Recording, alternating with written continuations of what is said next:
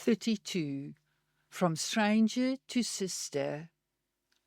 The waiting game had begun, with each passing hour feeling like an eternity. Bureaucratic red tape stretched out before me, a seemingly endless obstacle course. But then, Marty's instructions the next morning offered a sense of progress. Write to Albie. Attach some photos. Anything will do, she said. I've asked Albie to do the same. Send it to me, and once I have both letters, I'll exchange them. Then we'll schedule a three-way call with me facilitating to ensure things go smoothly. Marty shared words of caution, drawing from her experience, but my optimism remained unshaken. In a flash, I drafted my email to Marty, attaching a couple of photos. But doubt began to creep in. Hesitation, uncertainty, perfectionism. What if I say something wrong? What if she won't like me? What if... Time was ticking, and my anxiety grew.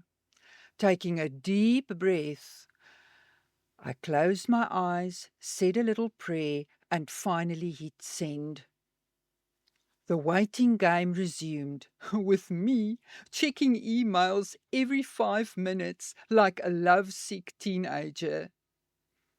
And then, finally, the email arrived. I was sitting in my car, having just returned from an appointment, and saw the notification on my phone. Emotions swirled, and my body reacted with uncharacteristic turmoil. My stomach twisted into knots, and a sudden, intense urge to rush to the bathroom took hold. The irony wasn't lost on me. Lifelong constipation had become a running joke, but in this moment, my body seemed to have other plans. Ignoring its pleas, I took a deep breath and opened the email. Albie's message was breathtaking. Her words welcomed me with open arms. I sat in stunned silence, grasping the reality of a sister in my life. A fully grown woman, far removed from the tiny, vulnerable baby I'd envisioned as a child. The one I'd imagined rescuing, wrapped in a blanket, on the side of the road to my aunt's farm.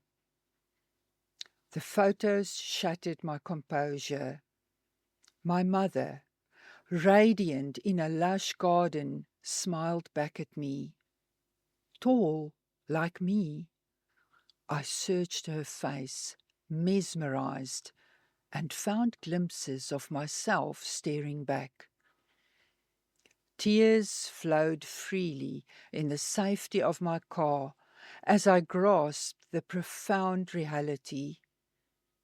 I was finally looking at the woman who gave me life. Then, Albie's family. Her husband and 2 towering giants smiling under a gazebo. Familiarity struck me. Both sons shared Curie's impressive height and build.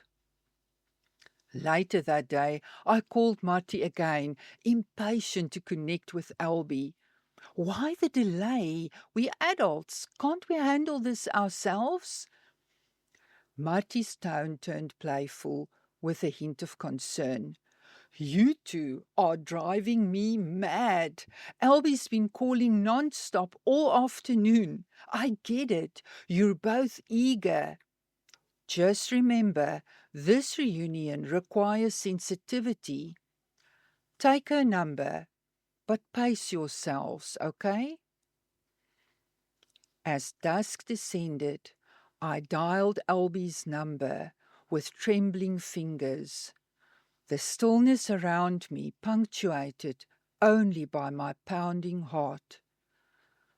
This was the moment I'd waited a lifetime for. I was about to hear my sister's voice for the first time, unlock secrets of my past, and forge a lifelong connection.